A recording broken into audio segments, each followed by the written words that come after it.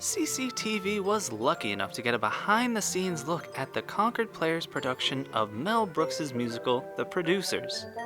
We sat down with some of the members of the cast, and they filled us in on what to expect from this hilarious musical.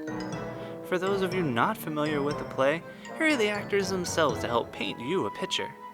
The Producers. It's just one of the greatest shows that I've ever seen. I've always been a big fan of Mel Brooks, and now it's just his craziness set to music. The play itself is about Max Bialystock, myself, who was formerly known as the King of Broadway. He could do no wrong, and he's reached a point in his career where everything he does is wrong. He dooms every show that he produces. It starts off with the latest show that he's produced and has flopped, and it's basically the day after opening night. And Leo Bloom, my character, comes in to do his books for his accounting, and Leo notices that you could actually make more money with a flop than you could with a hit. So that gives Max the idea to find the worst play they could possibly produce to guarantee a flop. And they find Franz's play, Springtime for Hitler, a play they're certain is going to fail. They think that they have this genius plan, that they're going to team up and everything's going to go smoothly and nothing or no one is going to come between them. And then it backfires because their awful show was a hit. Every theater performance has a diverse cast of characters, and this musical is no different. We thought it would be best to let the actors themselves talk about what their character brings to the musical. My name is Joe Barry, and I play Max Bialystock. This is one of the craziest shows that you'll ever see. And that really appeals to me in that I can get to be an overactive ham on stage. My character, like I said, formerly known as the King of Broadway. He was the biggest name on Broadway. Max Bialystock, 13 letters. And he has now, again, reached a point in his career where he can't step right. He's down at the lowest of the lows, and he's scraping just to stay alive. And he's about to go under for the third time when he finally comes upon a scheme through his partner Leo Bloom to maybe bring himself back to where he was. My name is Ronnie Pompeo, and I play Leo Bloom.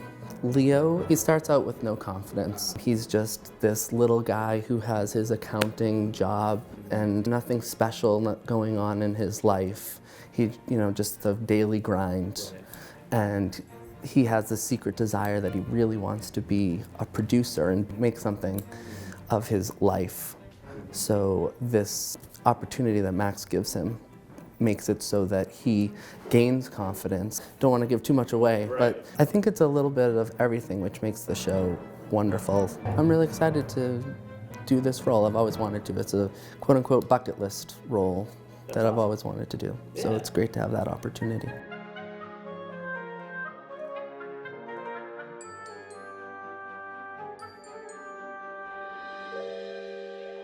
I'm Cara McHugh, and my character will be Ulla. She has an extremely long last name. It's something like Ulla Ingen Hansen Benson Janssen Tallen Haden Svaden Svansen. But I would have to double check. Ulla is a Swedish blonde, and she is a kind of a powerful woman. She comes across as your stereotypical blonde ingenue at first, but then you realize that she actually has a lot of power in the situation, and although she is again, the stereotypical dumb blonde, she ends up influencing what they do. Honestly, I love the character of Ulla. She's super fun, and she has a really wide range of songs and a wide range of who she is as a person. So you kind of get the fun, flirty side of her, but then you also get the serious, in love side of her as well. This man could never play Adolf Hitler. I'm Stephen Murray, and I'm playing the role of Franz Liebkind. Franz is a former Nazi, is a man obsessed with his pigeons that live on the roof of his apartment, and he's a playwright, and he's written a play. There's his ode to Adolf Hitler, Adolf Elizabeth Hitler, and it's a wonderful role. I first fell in love with this character seeing the original film. Kenneth Mars played it in the original Mel Brooks film, and it's such a wonderful, wild character. One of the things that drew me to audition for the show is that there are no bad roles. Every role has something funny to do. And it's a show that people will leave smiling, they'll leave remembering the music, and they'll just be guaranteed to have a good time. What are you doing, you neo-Nazi nitwit? I am Jim Fitzpatrick, and I'm playing Roger Debris, the worst director in the world. I've been doing community theater for a long, long time, but I haven't done a musical in about 5 years, so I wanted to get back in with something I knew would be fun. And strangely enough, Joe, who's playing Max, and I played the same roles we're playing now 8 years ago in another theater. And we had so much fun that we made a conspiracy to come and audition together. And we both got the parts, which is amazing and wonderful. Roger Debris, my perception of him is he's probably a socialite from Money who just thinks of himself as much, much better than he is. Which is perfect for their purposes because he's really terrible. And he thinks he's this grand artist. And I think he actually sees it as a great experience and a great musical, you know, through his eyes. The two characters, Carmen, his partner, I think they're very driven and they're very optimistic about everything they're doing, and they don't see it from Max and Leo's perspective at all. They think it's great. I think the thing that's the most fun is you get to be so over the top. You can't go wrong with this. Every calamity that could possibly happen with the show, I think the audience will just think is funny. So you can't fail, so there's that security. And also the idea that most actors have to rein it in, and you can be over the top in this show and it's okay, you know, in the Mel Brooks style.